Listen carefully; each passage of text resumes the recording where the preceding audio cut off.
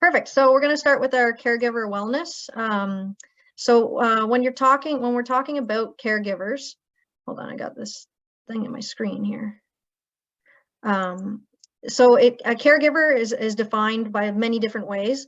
We're looking at it more from a point of view as far as statistics when it comes to Health Canada, that kind of thing. This is what they describe as a caregiver. Of course, many of you are caregivers, and so you kind of know who you are and what you are. But another term you might hear is also care partner, which is often used between spouses. So it could be people like your daughter, your son, maybe of a family. It could be, like I said, a spouse, parent, trusted friends or neighbors might be helping out with your caregiving. Personal support workers, so somebody who, it can also be somebody who's paid or unpaid to take care of a loved one is kind of the definition. And other ones are nurses. It can be very complex and layered because there's lots of emotions that are happening when when you're caring for somebody. It might be you're the parent of somebody, or you're the spouse of somebody else, but you're also an aunt and uncle to somebody else who's going through it. So it can be kind of challenging. It can also be very physically and emotionally taxing. As I'm sure some of you know, that being a caregiver, it's one of the toughest jobs out there for sure. Whether you're doing it for a long time or a short time, it's very taxing. And but on the same token, it can also be very fulfilling and very rewarding. Some people find a lot of joy in watching the person still be able to do a lot of the skills and being able to be supported at their home. We want to help keep people in their home. Video thing till 7:30. Oh, got somebody's mic needs to be muted if possible. There we go. Thank you. So anyway, so yeah, I'm glad that I'm here for your last session, and I'm here to discuss the importance of caregiving and the different parts that you might not have considered. So we're going to just look at another slide here that we've got. As you'll see, this is kind of, this wheel shows the scope of a caregiver. So it shows that there are many different hats that caregivers wear. You're not only are you their supervisor, their safety supervisor, that you could be their nurse at sometimes, you're their partner, their family member. There's a lot of different jobs that you're wearing at the same time. And if you look at the circle and you look at the wheel, you'll see that nobody really has a bigger load than the other. It's all kind of dispersed and kind of equal because there is a lot of parts around that person of their care that is needed. So when you're looking at all these different oops, go back. When you're looking at these different jobs, for instance, you want to ensure that the environment is safe.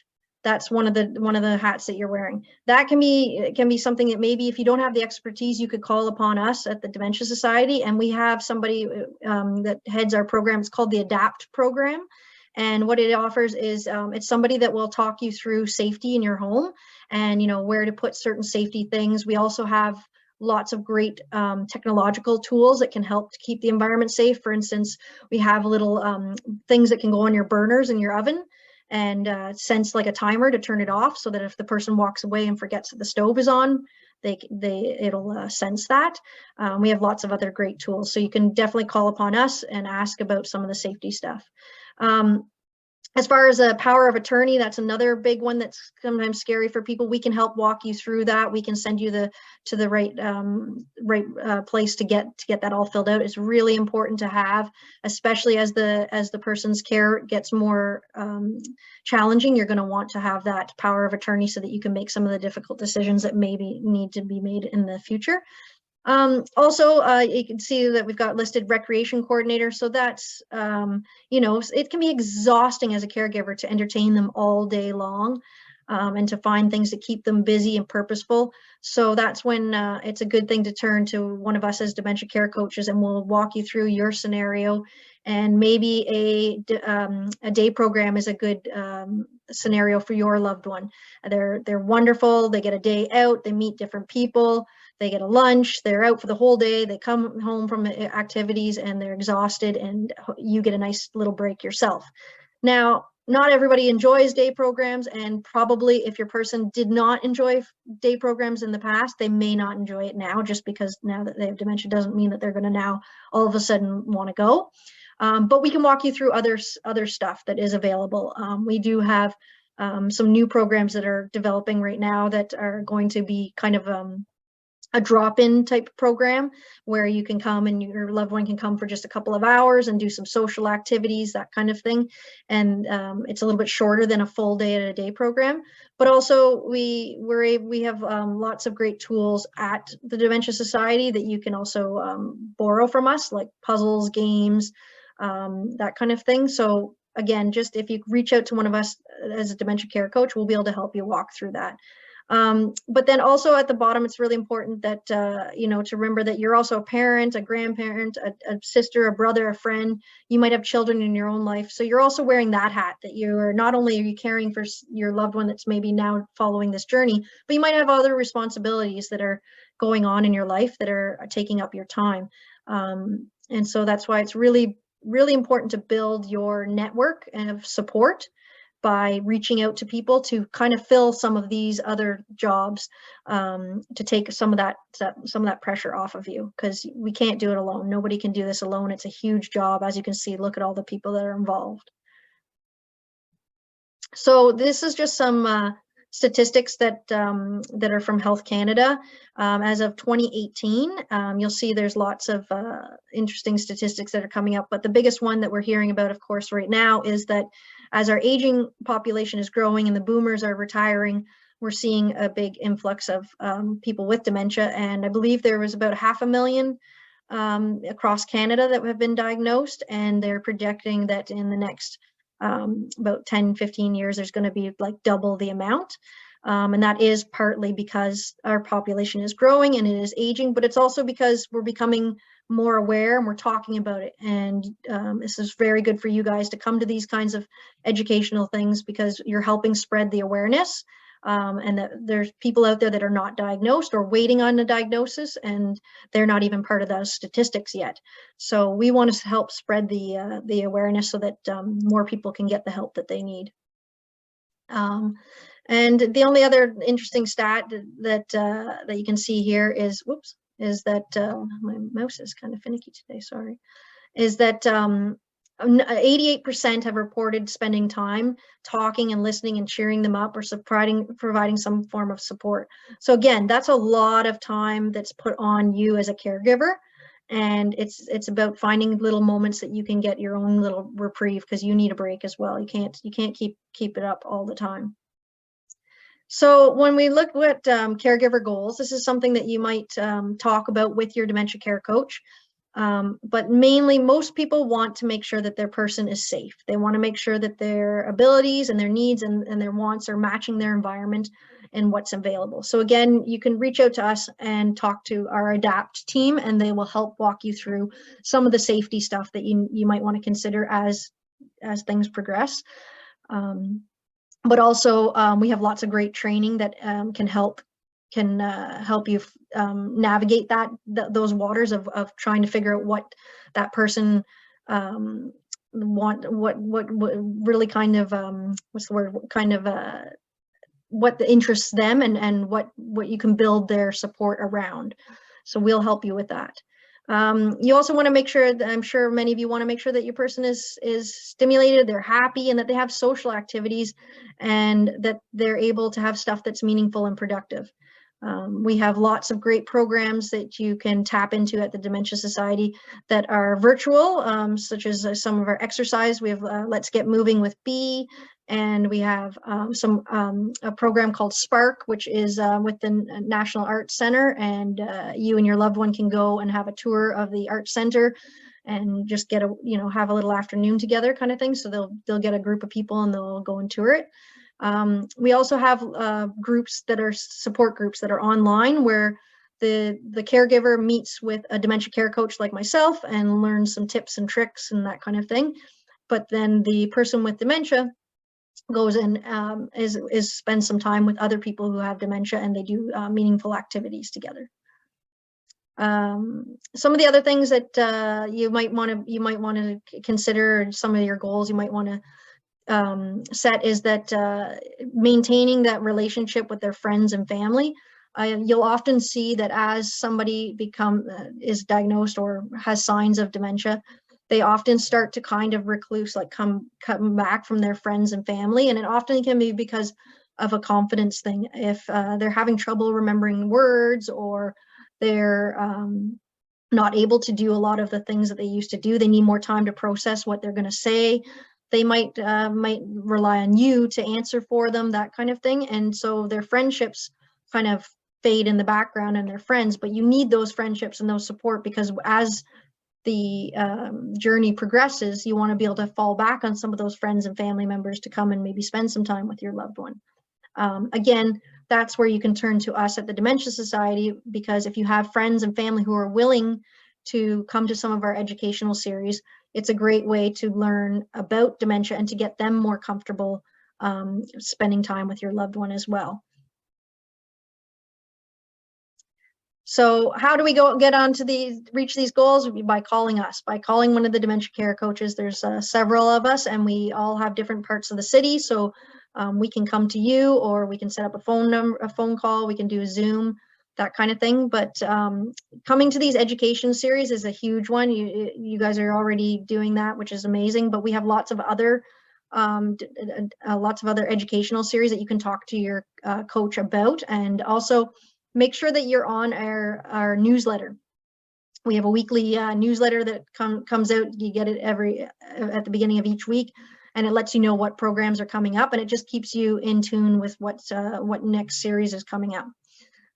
You can also go to the YouTube. Our YouTube channel has tons of videos and resources that are very helpful. So even if you can't attend a group like this, where you have to go to a scheduled time, there's also lots of resources on our YouTube.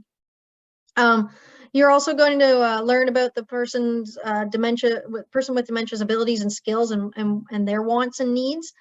We have a great series called Dementia Ability, and it's a program. It's a 6-week program that you learn about how to cater activities and resources to your loved ones specifically, because every person is so different that there's a saying in our field of work that if you've met one person with dementia, you've met one person with dementia. You haven't met them all. They're all different. They're all unique. And that's our job, to help you find stuff that will cater to your person. We also have lots of great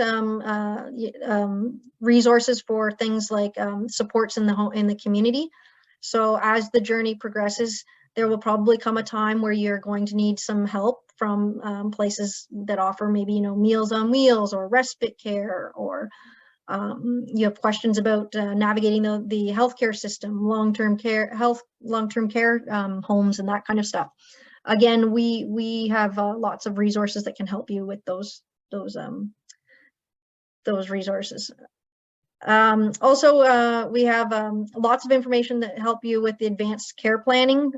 So that is a talk about talking with your loved one about what their wishes are as the journey progresses, and your power of attorney when you get to take over and make some of the decisions about where their care is going or where their health is going.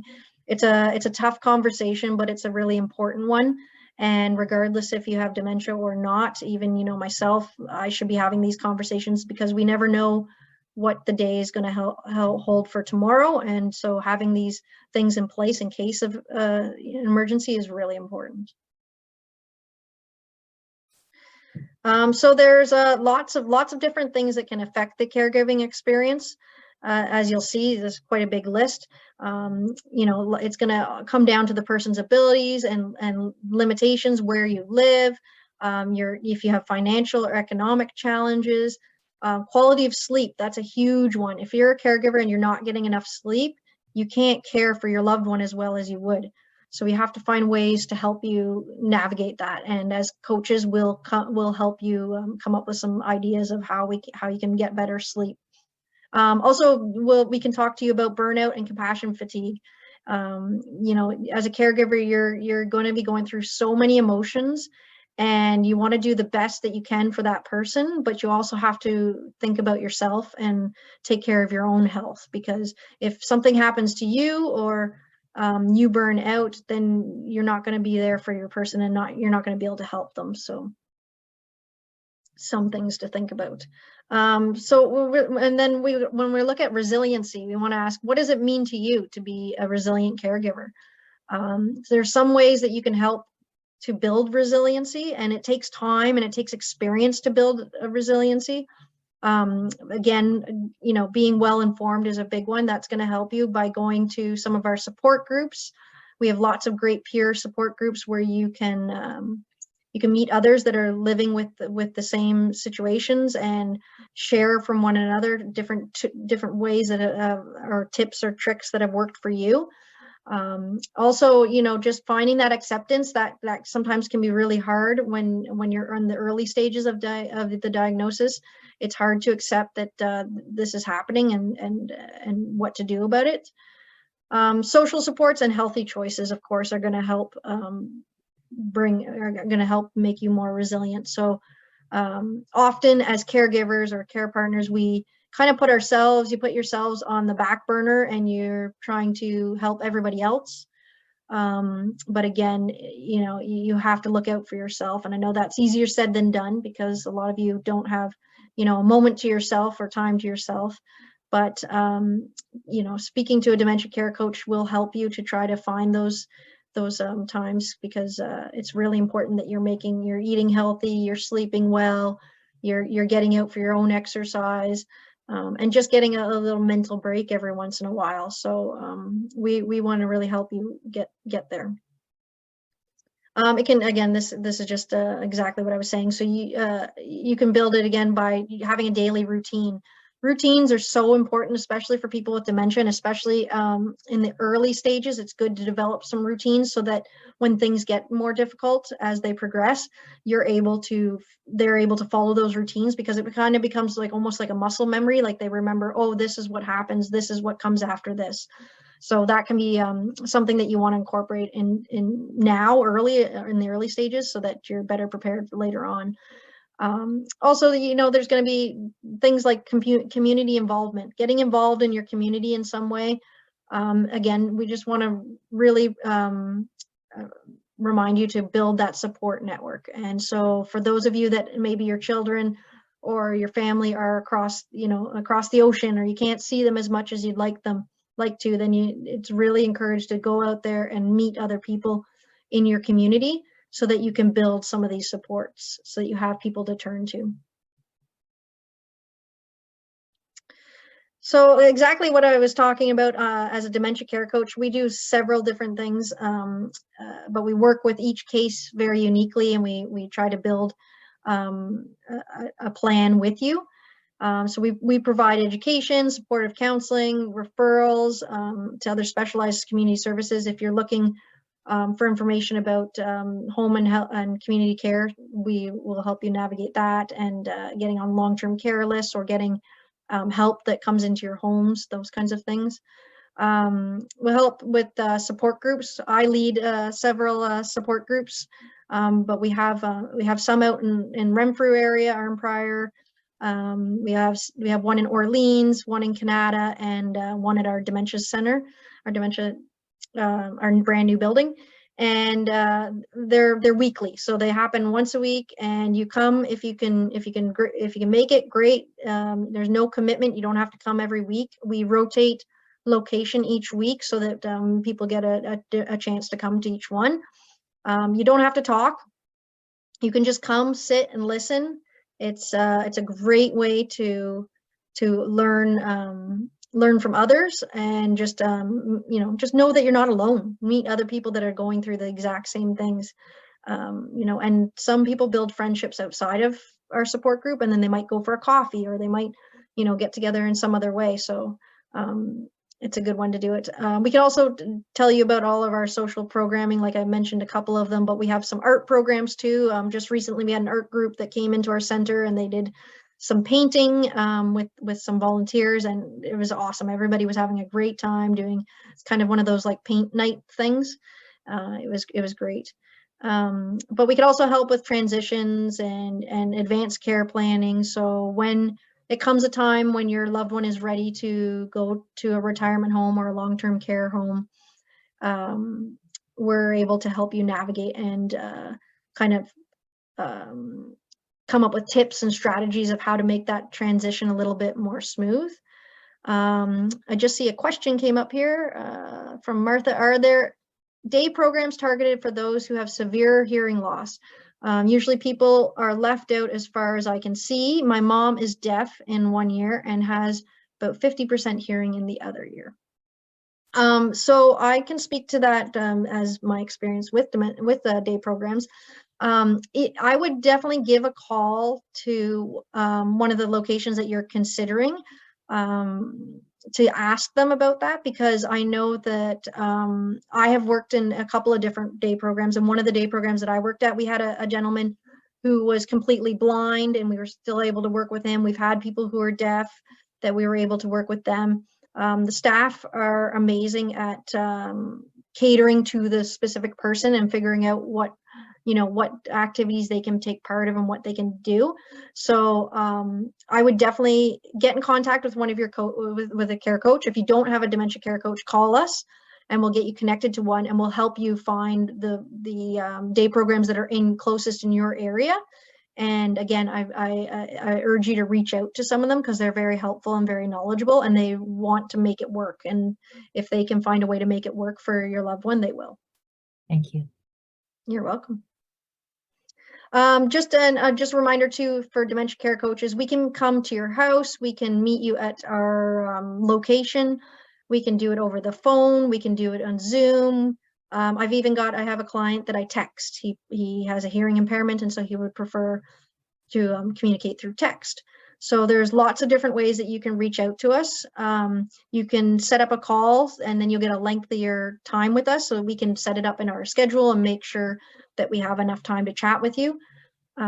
Or you can call us in the moment, or send us an email in the moment, and we will respond as best we can. We also have a support line that you can also reach out to, that you can call, and it might not be your dementia care coach, but it'll be another one that will get on the call for you. So some of the things we've talked about, but just to mention again, when you're talking to your care coach, if you don't have one, again, reach out, because we'll help you through a lot of things. So we have support groups, so you can ask about our support groups. We have lots of options. We have virtual, we have in-person, we have during the day support groups, and we have some in the evening. So if you're still working, for some of the people that maybe have somebody who's a young onset, they might be still working and need something more in the evening. So we do have programs like that. Another thing that I haven't really got to talk too much about, but is our lending library. So we have a lending library. If you go onto our website, you can click on it, and there's tons of activities and games and resources that you can borrow from us. And we'll either get it out to you, we'll mail it out to you, or you can pick it up at the center. You can always drop by the center. We're open 8:30 to 4:30 every day, like Monday to Friday. And you can pop in, and we have a whole wall of resources and different games that you can try. They're all made. They're very simple, easy. You can just pop it open, follow the instructions, and do the activity. You could leave it with someone. So if you maybe had to go to the grocery store and you had somebody who was just coming to sit and spend time with your loved one, but they didn't really know what to do with them, you could try some of these activities and see if it would work. Again, we have lots of webinars and resources like that you can tap into. Just ask us about, again, get on that newsletter. That newsletter is going to give you lots of that information as well. The Champlain Local Health Integration Network, formerly the LIN, formerly CCAC, is now Home and Community Care Support Services. So that's the HCCSS. So we'll help you kind of learn the ins and outs of them. They're kind of the go-to, the gatekeepers, if you will, for a lot of services in Ontario to get your loved one connected to. You can also ask us about our recreation programs. We have Let's Get Moving with Bee, which is a great little, it's virtual, so it's a virtual program, but you get to do some exercises, and she's fantastic. She's a lot of fun. I already mentioned Spark. Spark is our partnership with the National Arts Center. So again, any of these you can, if you go to our website and you go to the search option and you just search in Spark, or you put in Let's Get Moving, it'll connect you to the information to find out when it's happening. But you can also reach out to us as coaches. We also have musical connections, which is different series with music, with people, we have volunteers that play music, and your loved one can join in on that fun. We also have the pedal power program, which are the little pedal things that you put under your desk or under your feet when you're watching TV and you pedal along. So we have several of those at our new center, and you can come and take one and borrow one and try it out. It's just a way to be active. That's simple and easy, and it's not a very big piece of equipment to have to set up or anything. And we can also give you links on YouTube to videos that the person can follow along to and feel like they're biking in Hawaii or in downtown Ottawa, that kind of thing. And then the only other one I want to mention is the Make a Connection, Take a Break. That's a program that right now, unfortunately, we have a huge wait list, but we're coming up with other ways to tackle some of the wait list. But so you can ask about this program anyways, and it's a program where we pair a volunteer with your loved one, and they spend time together. So they might do like one of those activity kits like I was talking about, or they might just come and sit and chat with them, or but they would set up like a routine of when they would come, and often it's students. We get a lot of students that are interested. And oh, I see the comment from Martha. My mom has the peddler from your society. It's great. That's awesome. I'm glad that she's enjoying it. That's wonderful. Good. Well, we've got lots more. So if anybody wants to come try them, you can always come and check them out. But the Make a Connection, Take a Break is a great program. It's just unfortunately right now, because of the pandemic, it's been hard to get a lot of volunteers. But get your name on the list, because it doesn't hurt to get your name on the list. And when a time comes and you need somebody, then hopefully we can find a match for you. And it just gives the caregivers a little moment, a little break, so that you can go and do something for an hour, go for a walk without having to worry about your loved one. And lastly, so now we're just coming towards kind of the end before I wrap up questions and stuff. But the big takeaway from this is that no one should face dementia alone. Even if you have no loved ones in your city or nobody's around, that you feel that you have, we're here as coaches. We're here to support you. We'll help you walk through the different things that are going on, the different stages that your loved one's going through. And we have so many great resources, like our support groups. I can't speak highly enough from those. I have a lot of people that go to the support groups and find so much benefit from it. I have people that just come with a pen and paper and they just sit and they take notes and they learn from each other, because sometimes across the room somebody might say, oh, my dad did the same thing. He would hide things and I couldn't find anything. And then the other person say, well, did you try this? And you'll get some support from that kind of thing. So definitely look into our support groups, and drop by the center anytime, because we would be happy to show you some of the resources that we have.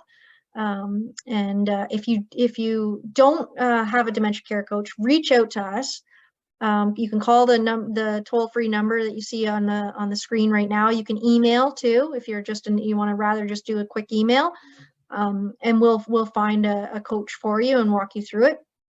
I also want to mention that you'll see on the hours on the screen there when we're open, we have somebody on our support line during those hours. And it's always a coach. It's always one of us that will be online. And so if you have a moment where you need to talk to someone and you don't know what to do, you're at your last, your wit's end, and you just need someone to talk to, you can pick up the phone and call us, and we'll help talk you through what's going on. So we're there, even if you can't get a hold of your specific coach, there is somebody that will be able to talk to you and help you navigate your situation. As well, if you go to our website, at the bottom of the screen, the bottom right-hand corner, you'll see a little chat box. And there's somebody during the hours that, or like I said, are on the screen here, that will answer your questions through that little chat box. So if something comes up and you want to ask, but you don't want to pick up the phone, you don't have the time or whatever, you can just do it that way as well. So Yeah, so I hope this program, was beneficial to you guys. I threw a lot of information at you. But basically, just know that you're not alone. We're here, and we're happy to help and support you in any way that we can. I'm going to open up the floor for questions. If anybody has any more questions, I'd be happy to help answer them.